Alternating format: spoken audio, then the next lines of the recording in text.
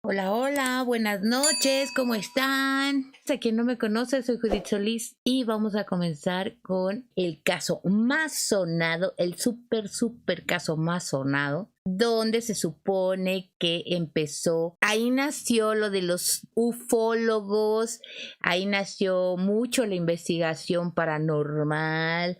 A partir de este caso, fíjense. Ay, mire, pues ahorita que les cuente la historia, yo creo que ellos nos tienen más miedo a nosotros que nosotros a ellos. La verdad es que somos una calamidad, ¿no? Yo creo que nosotros somos los bárbaros de la galaxia, ¿no? ¿Ustedes qué creen?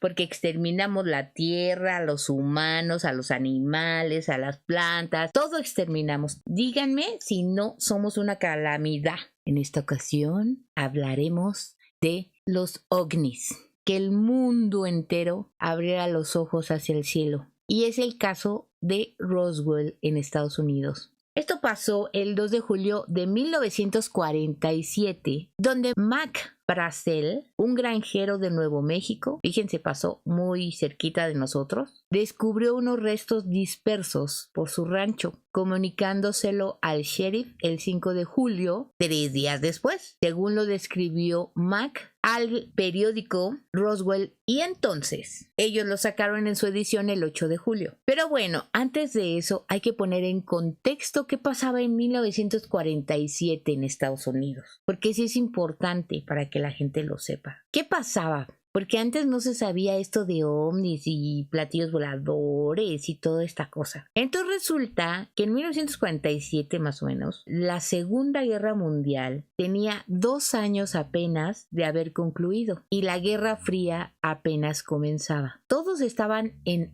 alta alerta y durante 2 semanas, que abarca en la última semana de junio y la primera semana de julio del 47, los periódicos en todo Estados Unidos ya habían reportado más de 300 casos describiendo un avistamiento de platillos voladores. Los pilotos militares fueron colocados en 24 horas de alerta y los operadores de radar que estaban en modo de espera las 24 horas también. Entonces, ahí aguas. Todos estaban mirando al cielo y paranoicos de que todo no fuera una amenaza para la seguridad nacional. Precisamente porque tenía poquito que se había acabado la Segunda Guerra Mundial y que ya tenían este problema Estados Unidos y Rusia. Bueno, lo siguen teniendo, ¿verdad? Durante esta paranoia, el estado de Nuevo México en los Estados Unidos era la zona más sensible y más vigilada en el país, si no es que en todo el mundo. ¿Y van a saber por qué?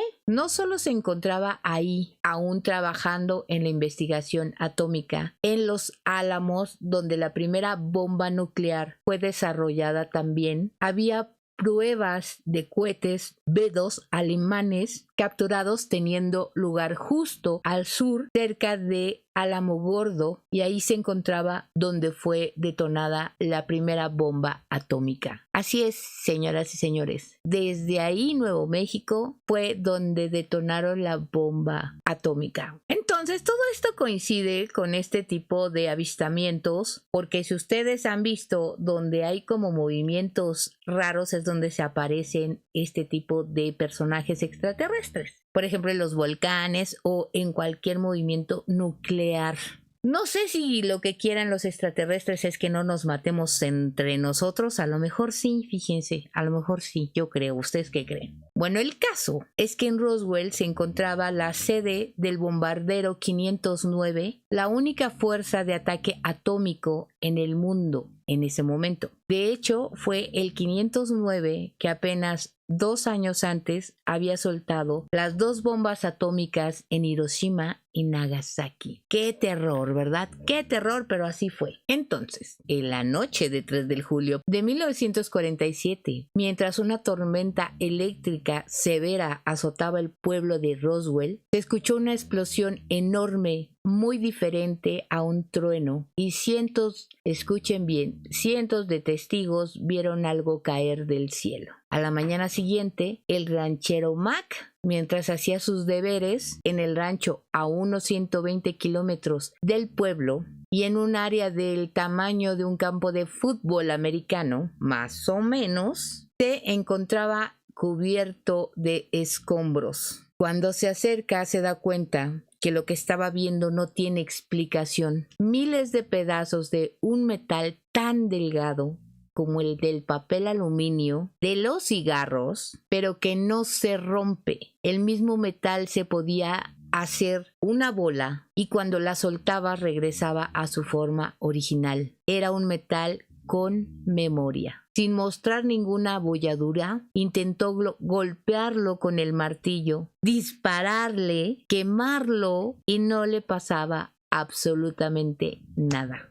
Además, encontró como varillas de metal con símbolos extraños, igual de indestructibles que el papel aluminio mágico, pero que no pesaban nada, eran largos, delgados y no los podían doblar. Muchos han escuchado la explicación que lo que cayó fue un globo meteorológico o era luz reflejada en gas de pantano. Eso dijeron. Los rancheros de esta zona estaban más familiarizados con los globos meteorológicos y era común que se estrellaran en su propiedad, tanto así que había un pozo donde tenían decenas de ellos. Era tan común que las cabras se los comían y se enfermaban, además de que sus animales se asustaban con esos globos, bastante. Entonces aquí la cosa empieza muy fea, muy rara, muy extraña. Escuchen bien todo lo que les voy a platicar, porque quien no crea en los extraterrestres está bien, está en todo su derecho de no creer. Pero resulta que por lo menos en este caso hubo muchas cosas raras que hizo el gobierno de Estados Unidos y que pues simplemente que si no pasó nada, si fue algo muy simple, pues escondieron muchas cosas para que no haya pasado nada, ¿no creen? Eso es lo raro, que cuando escondes tanto y la respuesta es tan simple, pues ahí es donde se empiezan a crear los mitos y leyendas, precisamente de esas cosas que se callan. La gente del lugar sabía distinguir perfectamente entre un globo meteorológico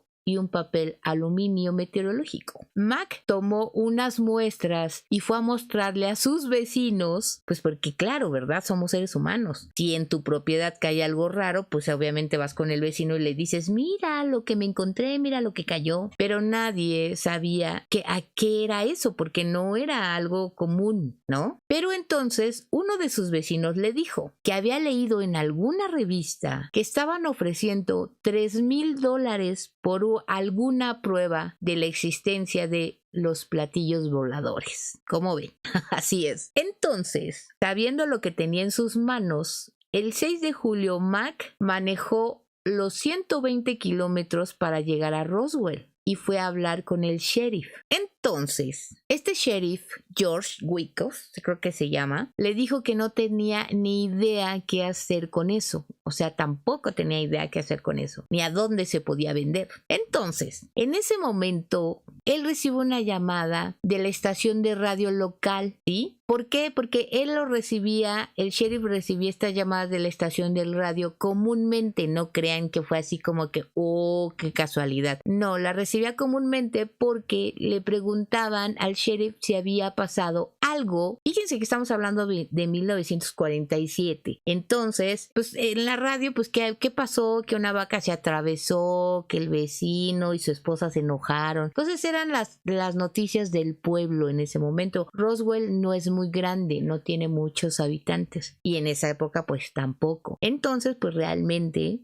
esas eran las noticias, las policíacas, a ver si alguien había robado, no sé. Entonces él recibe esta llamada y le dice a Mac que pues que hable con el de la radio, a lo mejor a él le interesa la noticia, ¿no? Y le puede ayudar en algo. Entonces Mac dice, está bien, bueno, ya pasó algunos días y habla con el de la estación de radio y entonces le dice que Mac le dice, porque él era encargado, no era del dueño del rancho. Entonces él le dice, ¿qué voy a hacer con estos escombros? Cayó algo aquí en la propiedad y son muchos, entonces no sé qué hacer con ellos, ya estoy harto, ¿quién me puede ayudar? Entonces el de la radio le dice, ¿pero de qué escombros hablas? ¿De qué estás hablando? Y entonces él le dice que tal vez que cayó algo en el rancho y que tal vez sea de un platillo volador. Entonces el de la radio, que se llamaba Frank, le dice, bueno, si quieres que te ayuden a recogerlo, ¿por qué no lo reportas a la base militar? Pues porque si es algo que cayó del cielo, a ellos les interesa, ¿no? Y tal vez te pueden ayudar. Entonces, Mac,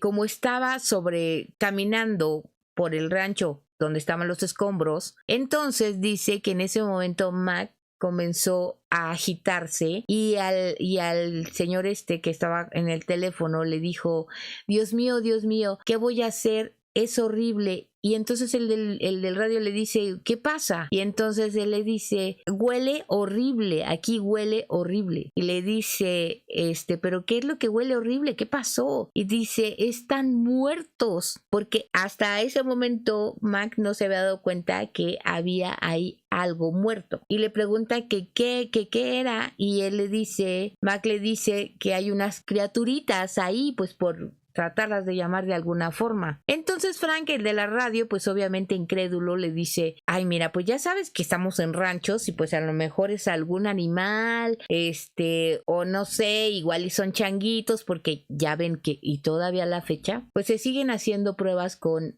changuitos, diferentes tipos de pruebas, vacunas y todo, pues lo hacen a veces con changuitos. Entonces, pues Frank le dijo, a lo mejor es eso, porque ya ves que la base militar no está tan lejos. El caso es que Mac le dice, no, ¿cómo crees? O sea, no son changuitos. Perfectamente conozco a los changuitos. Esto es otra cosa. Entonces, cuando Mac encontró los escombros, no iba solo en ese momento que pasó. No iba solo, iba con Timothy Proctor.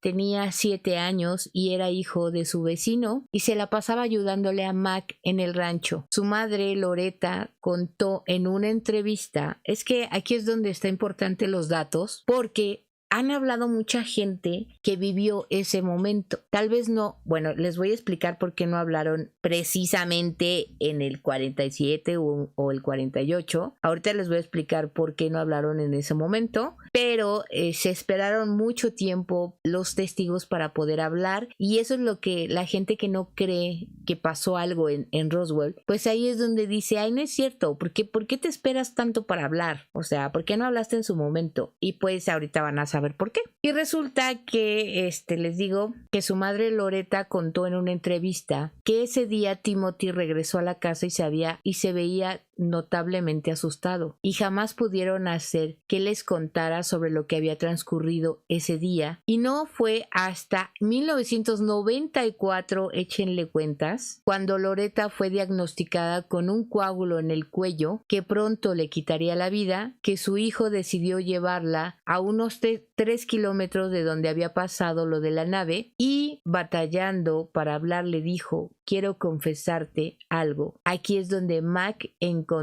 los escombros y los hombrecitos. Entonces, pues sí lo traumó desde 7 años, imagínense ver esas cosas tan inexplicables. Pero bueno, hubo más testigos de los restos de la nave y de las criaturas, pues habían pasado varios días entre que cayó la nave y que Mac fuera a reportarlo. Acuérdense que así pasó, o sea, entre lo que Mac le cayó la nave, luego en lo que Mac fue a contarle a los vecinos, en lo que veía qué hacía con los escombros, pues sí pasaron varios días. Y pues obviamente todo el pueblo pues se fue enterando, ¿no? De boca en boca. Primero fueron los vecinos y después pues por curiosidad llegaron a ir al rancho para ver qué es lo que había pasado, y así ya saben. Bueno, se dice que en el bar local tenían pedazos de esas varas con los jeroglíficos y hacían apuestas para ver quién doblaba esas varitas les digo, esas varillas que tenían esos jeroglíficos, ahí imagínense todos, a ver, hazlo tú y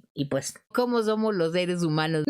Y además, decenas de testigos en el pueblo describen el metal mágico de la misma manera lo podías compactar en tu mano como una esfera y luego cuando lo ponías en la superficie se movía como mercurio, como si fuera líquido y volvía a su forma, lo que les digo de lo de el aluminio mágico. Mac, frustrado de no conseguir quien le ayude a limpiar, entonces ya estaba hasta el copete y dice, bueno. Entonces dice, se fue con un amigo que conocía que es Robert Scroggins, un policía estatal, y le vuelve a contar Mac para que vean que Mac se la pasó contándole a todo el mundo que si podía llevar un pedazo de material a la base militar que iba a visitar en unos días este señor, el policía estatal. Pero Mac ya no quiso esperar más porque pues ya sus animales estaban pues muy asustados, entonces no querían pasar por donde estaban los escombros y pues la verdad eso ya le causaba mucho problema. Entonces él decidió ir directamente a la base militar a mostrarles lo que había encontrado. Para la madrugada del lunes 7 de julio, el mayor Jesse Marcel y el capitán Sheridan, dos oficiales de inteligencia del Escuadrón de Bombas Nucleares 509, salieron del campo aéreo del ejército de Roswell y pasaron la mayor parte del día recogiendo escombros hasta que ya no cabían en 2 camiones militares. Marcel mandó a Cavid a reportarse con el coronel Blanchard, quien mandaría a 60 hombres a continuar con la recolección de restos. Así es. Así es de que cuando ya llegó a las manos de los militares, pues la cosa es que ya había pasado por todo el mundo de la plática de lo que había sucedido y muchos vieron lo que había pasado. Es más, muchos tenían un pedacito de lo que había ahí de escombros. Rápidamente se dieron cuenta que tenían que desaparecer todo rastro de material espacial. Comenzaron a ir, aquí escuchen lo que hizo los militares, comenzaron a ir de rancho en rancho levantando pisos de las granjas, amenazando a civiles, incluso a niños, para que les entregaran todos los materiales que se habían llevado de recuerdito. A eso fue lo que hicieron los militares, así como lo oyen. Para mediodía del 8 de junio, después de una junta de inteligencia, el coronel William, oficial en mando, no solo del escuadrón 509, sino de toda la base, mandó a llamar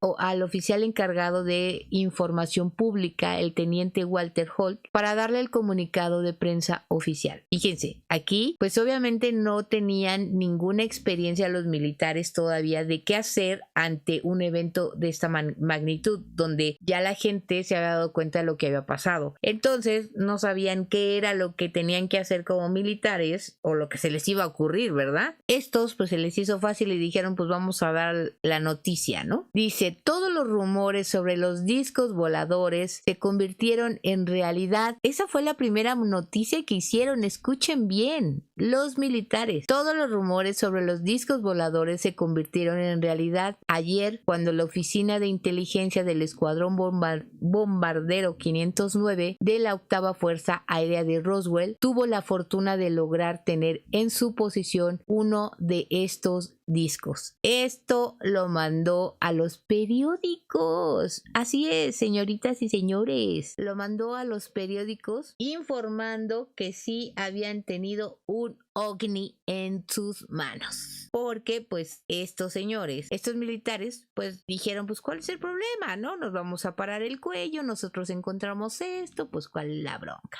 Pero no contaban con la astucia de los demás arriba. Entonces esta noticia fue repartida a los 4 periódicos de Roswell. 3 de los periódicos tenían que esperarse hasta la mañana siguiente para publicar el comunicado, pero el periódico que están viendo ahí de Roswell haría historia ese mismo día con el ya famoso encabezado: el RAP captura un platillo volador en un rancho en la región de Roswell. A las 3 de la tarde ese día, los niños que vendían el periódico junto a cientos de testigos vieron cómo por la calle principal de Roswell pasaba un convoy militar compuesto de un camión grande de plataforma de 18 ruedas, protegido por jeeps, cada uno cargado con un contingente de militares fuertemente armados. Lo que más les llamó la atención es que la caja del camión estaba tapada con una lona que era pésima para ocultar lo que estaba debajo. Tenía forma ovalada y que tenía aproximadamente 1,5 metros de ancho por 3 metros de largo y 1,5 metros a 2,5 metros de alto. Por eso, por si fuera poco, la lona pues estaba suelta, así es de que con el aire pues volaba esta lonita y la gente pues tuvo que atravesar el pueblo y la gente pues vio lo que había debajo. ¿Cómo ven? Y para este punto, pues 25,000 personas que eran del pueblo ya sabían del platillo volador, pero las cosas iban a cambiar de la noche a la mañana. Así es, queridas y queridos y más queridos, que las cosas cambian. ¿Cómo ven? Y pues, ¿qué resulta? Y en uno de los encubrimientos más grandes de la historia iba a comenzar. El mayor Jesse Marcel fue volado a Ohio, donde llevaba pedazos de la nave. Escuchen bien, llevaba pedazos de la nave al Centro de Tecnología Extranjera y se vio con el superior, el general Roger Remy, en su oficina. Por eso les digo, pues ellos no tenían mucha experiencia y pues cuando llegan con los de más altos rangos, la cosa cambia. Y entonces resulta, le pidió que mostrara la caja con los restos. Marcel le mostró una barra con aproximadamente 3/4 de pulgada, con jeroglíficos y no pesaba y no podía ser deformada, y otros pedazos diferentes. El general le dijo que pasaran a otro cuarto para que le mostrara dónde estaba el lugar del accidente. Lo llevó a un cuarto y había un mapa grande y él le dijo que le dijera dónde había sucedido el accidente. Pues entonces Marcel, pues ahí lo tienes, mire, con puntos y señales, aquí merito fue. Miren, aquí pasó y aquí se accidentó. Pero entonces, ok, dijo, está bueno. Y cuando regresaron a la oficina, que se desaparecen todas las cosillas que había agarrado el Marcel para llevarlas a mostrárselas, se desaparecieron. Y entonces, pero ahí no quedó todo. En lugar de la caja con las cosas que llevaba, le pusieron un globo meteorológico destrozado ahí mero en el piso y le dijeron, mira, es que estás loco. Lo que encontraste no fue lo que me enseñaste, fue esto. Y le pusieron el globo. ¿Cómo ven? La cosa fue peor de lo que les digo. Porque resulta que, pues no sé, que sacaron de onda a este señor Marcel. Porque cuando le cambian las cosas, sin decir nada, dejan entrar a un reportero. Así, sin decir ni pío, ni mira, te va a pasar esto, vamos a hacer esto, ni ponerse de acuerdo, nada. Dejan a entrar a un reportero y se le pide a Marcel que posara con el globo meteorológico para las fotos, y son la foto famosa que han visto, si es que han visto alguna vez este tema de Roswell, la foto famosa donde sale mostrando pues, supuestamente lo que cayó ahí, no sé si se acuerdan. Y les voy a mostrar la foto porque es importante que vean la expresión de este señor Marcel. En esa foto simplemente pues él se queda muy sorprendido porque pues lo que él llevó fue otra cosa y lo hacen que pose para la foto. Entonces le dicen, él se quedó así como que, ¿qué? ¿Es en serio que voy a mostrar que este globo? Vean su cara y díganme si no tiene esa cara como de sorpresa de, me agarraron en la baba y órale. Terminando la sesión de las fotos, el general ordenó que se quedara callado, que no volviera a hablar del asunto y que él se iba a encargar. Y así fue. Marcel no sabía que 1 hora después del famoso encontramos un platillo volador, ¿se acuerdan del anterior? El general Remy ya había mandado a toda la prensa otra versión, la famosa versión del globo meteorológico, y ahora tenía fotos para complementar esta historia falsa.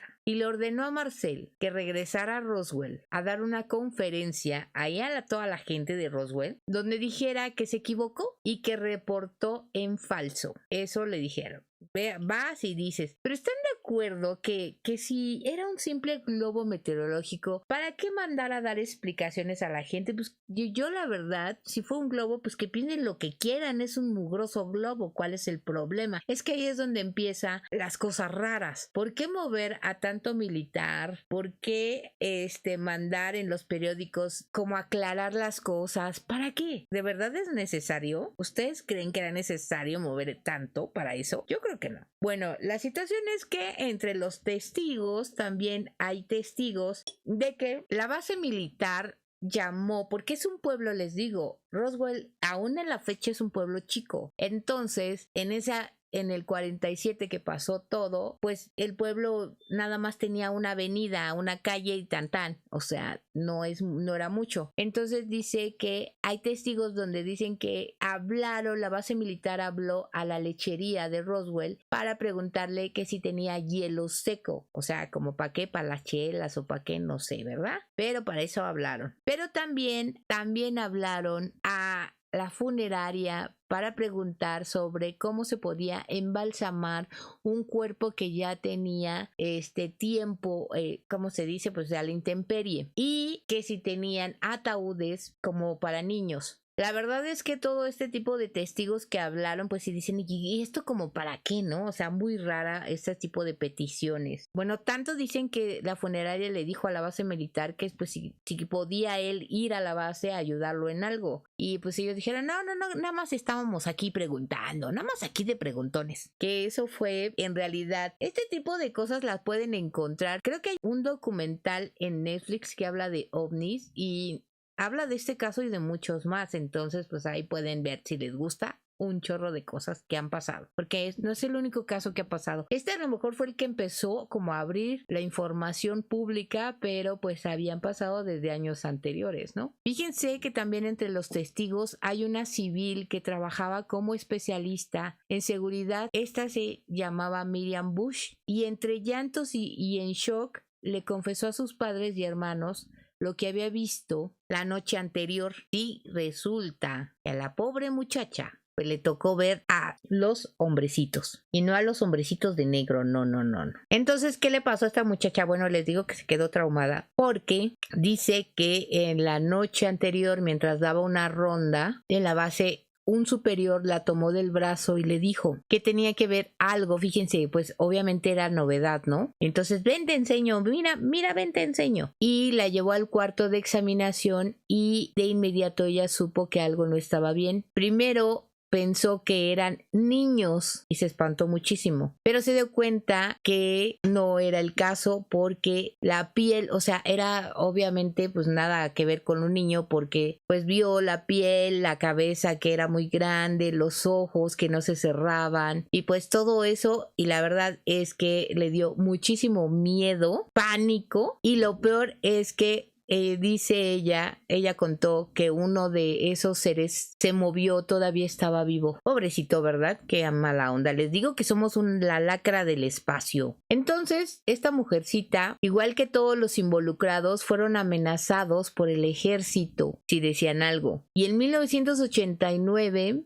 esta mujer seguía traumada, fíjense después de cuántos años, no solo por el evento, sino también porque estaba segura de que la estaban espiando. Y ese año fue encontrada muerta en un hotel, se había suicidado, pero fíjense cómo se suicidó, como aquí en México muchos se suicidan, así se suicidó allá. Pues tenía muchos golpes en los brazos y con una bolsa se asfixió solita, como ven, se asfixió solita.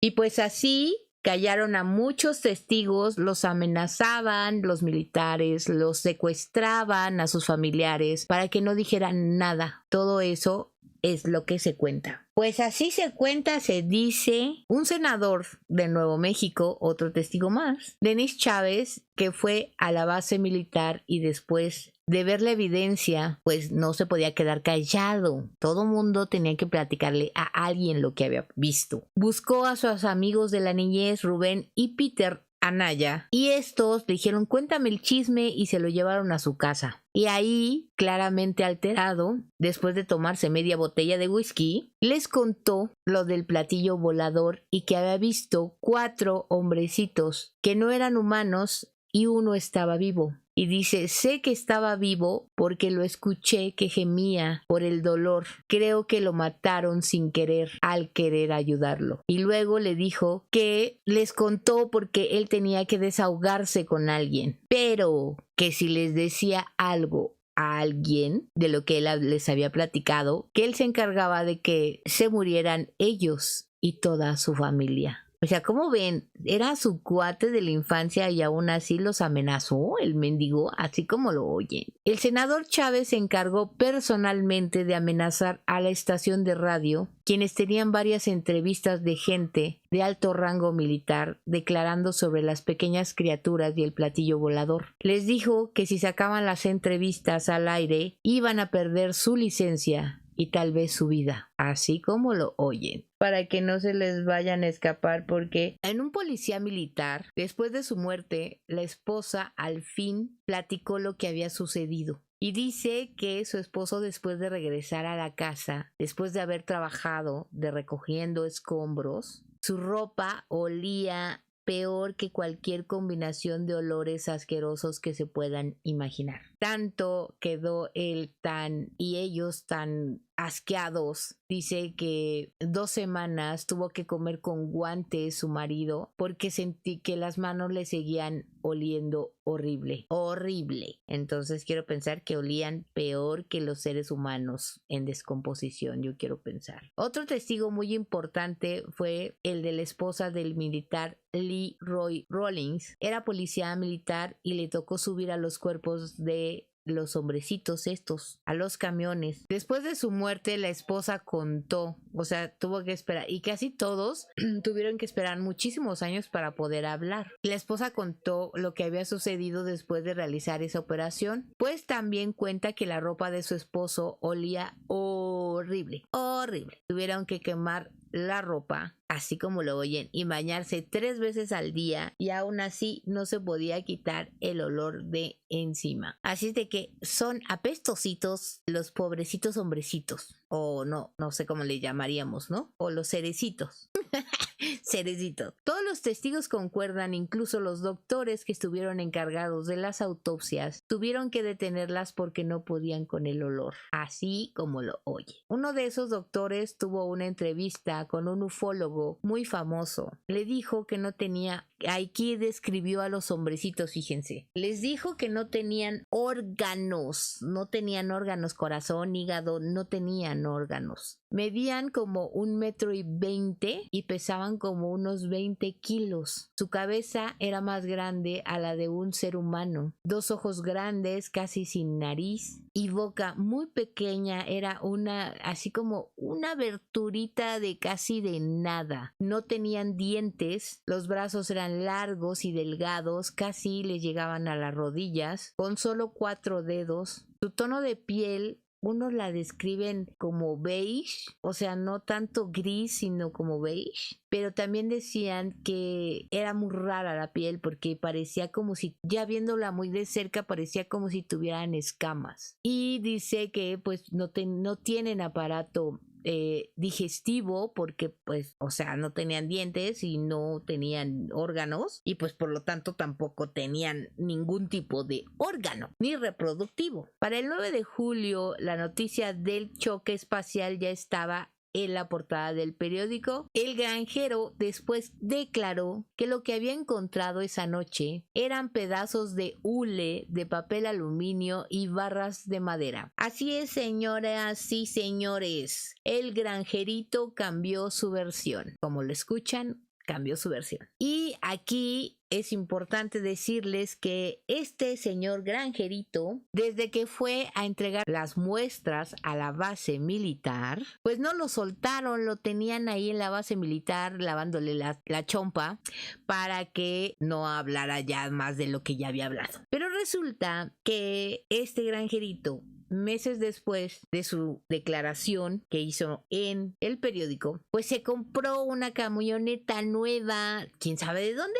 porque acuérdense que el granjerito no era el dueño de la granja, era trabajador, y pues resulta que pues se ganó la lotería porque pues se compró una camioneta nueva y se fue del rancho para abrir su propio negocio en otro lado. Así es de que usted piensa mal y acertarás. Otra cosita muy rara que pasó con este señor, ¿no creen? Bueno, la gente de Roswell fue silenciada con amenazas, toda la evidencia fue recolectada y el mundo se creyó la noticia del globo. Fue hasta 1978 que Stanton Friedman, que fue el que entrevistó a uno de los doctores que hizo la autopsia, físico nuclear e investigador del fenómeno OVNI, se enteró del incidente de Roswell y entrevistó al ahora retirado Jesse Marcel. ¿Se acuerdan de él, de Jesse Marcel?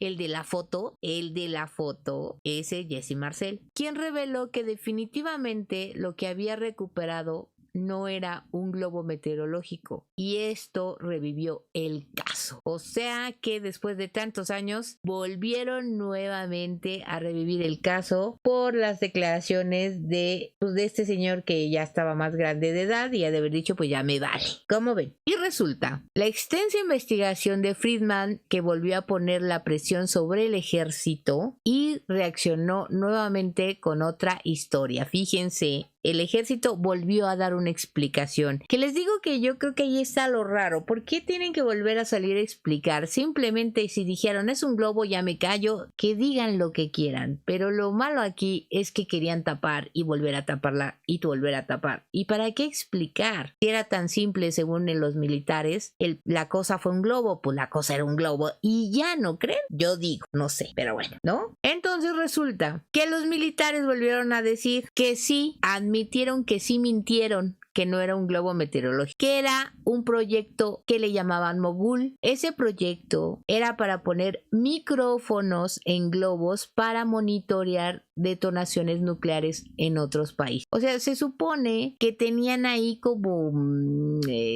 algo guardado según ellos, que no quería que el mundo se enterara, pero pues se enteró de todos modos, ¿no? O sea, según ellos era eso por lo que habían mentido. O sea, bueno, ¿quién se lo creyó? Mucha gente. Pero tal vez uno a veces cree en esas cosas tan absurdas de explicaciones, pero por el miedo a que tienes a que sea verdad que sí existen los extraterrestres, yo creo, no sé. Tal vez hay mucha gente que dice, no, lo que me cierro a creer que existan por miedo, ¿no? Tal vez. En el 94 el congresista mandó a hacer una auditoría para asegurarse de que todo lo que se documentó en el 47 fuera examinado. La investigación duró un año. El reporte titulado Roswell, Verdad contra Ficción, en el desierto de Nuevo México, declara que no eran extraterrestres, que el problema es que cuando Marcel declaró que había un platillo volador, estaban usando un término nuevo, que en esos tiempos no tiene un significado claro, y lo más seguro es que no se referían a un platillo volador. ¿Ustedes entendieron esa explicación? O sea, es que el inglés no lo entienden bien allá en Estados Unidos, entonces se confundieron de palabra, no era platillo volador. O sea, seguimos con las explicaciones locas, que les digo que no eran necesarias, pero las seguían dando y cada vez más raras. Oficialmente, el metal con memoria y la nave en el camión y todos los restos eran un globo secreto. Pues en 1997 otro reporte llamado Caso Cerrado. O sea, ya dijeron ya, hasta aquí. La Fuerza Aérea probó varios paracaídas nuevos y sus efectos en el cuerpo humano. Ahora explicaron esto. Entonces dicen que tiraban maniquís con los globos y que algunos cayeron en Roswell al mismo tiempo que el globo secreto y que la gente los confundió. Entonces, ya dando una explicación de que eran maniquís, entonces estamos de acuerdo que sí había figuras como hombrecitos que cayeron con los escombros, ¿verdad? Porque ya dieron esa explicación. Pero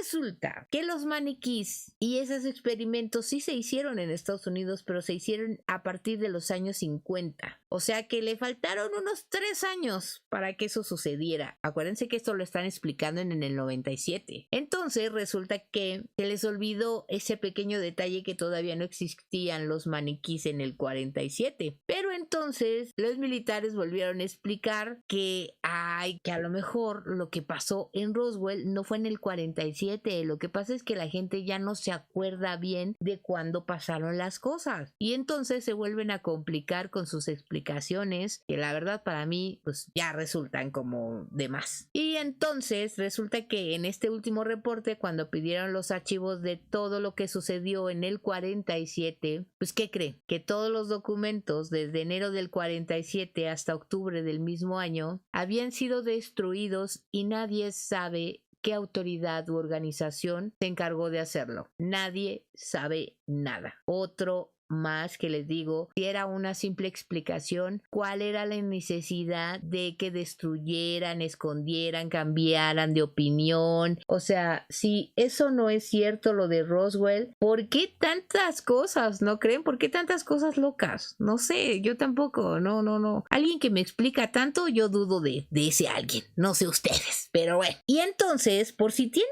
alguna duda todavía de todas estas cosas tan raras que hicieron, pues bueno, Ben Games, el piloto personal del general Lawrence, quien era el jefe de la división de ingeniería del campo aéreo, de los que ya les estaba platicando, que de hecho, contrario a lo que la cultura popular dice, no fue el área 51. O sea, aquí lo que estábamos diciendo, todo el mundo piensa que el platillo volador y lo que tenía se lo llevaron al área 51. No, ahí no fue donde llevaron esto de Roswell, no. Se lo llevaron a jefe de la división de ingeniería del campo aéreo Reich. Así es, el campo aéreo Reich. Cuenta que después de recibir el reporte del accidente interestelar, este señor, que era su piloto, voló al general a Roswell a inspeccionar el sitio. Después de unas horas regresó al general con una caja y lo lleva a Washington directamente a verse con el presidente de Estados Unidos, que era Truman en ese momento. Así es de que ustedes creen que si ellos hubieran encontrado un globo meteorológico, pues ¿para qué se lo llevaba a ver al presidente de Estados Unidos en ese momento? ¿Para que vea el globo que cayó? Pues yo no sé. ¿Ustedes qué creen? Unos meses después de la junta, el general Craig asumió la posición de jefe. Fíjense, después le dieron un gran rango de jefe y director del Departamento de Investigación y Desarrollo de las Fuerzas Aéreas, y tiempo después fundó el proyecto de investigación que fue el primer proyecto de investigación oficial sobre los ovnis que hizo la Fuerza Aérea. Esto no es mentira. Si no hay ovnis, que tanto lo escondieron, ¿por qué crearon una investigación oficial de la Fuerza Aérea sobre ovnis? O sea, también eso está bien, súper rarísimo, ¿no? Bueno, y más ahora en este tiempo, que acuérdense que no tiene mucho, creo que fue el año pasado, donde